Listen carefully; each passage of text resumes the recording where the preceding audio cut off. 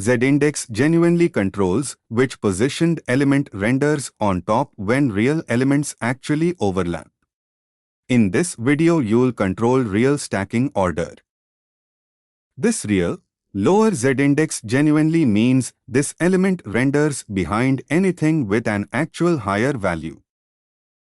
This real, higher Z-index genuinely renders in front of dot badge, higher real numbers genuinely stack on top. Z-index genuinely only works on real positioned elements, relative absolute fixed sticky, on a static element it's genuinely ignored entirely. Z-index genuinely controls stacking order among overlapping elements.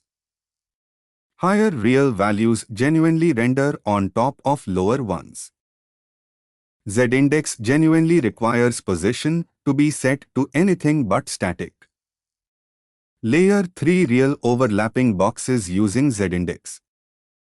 Ready to control real content overflow.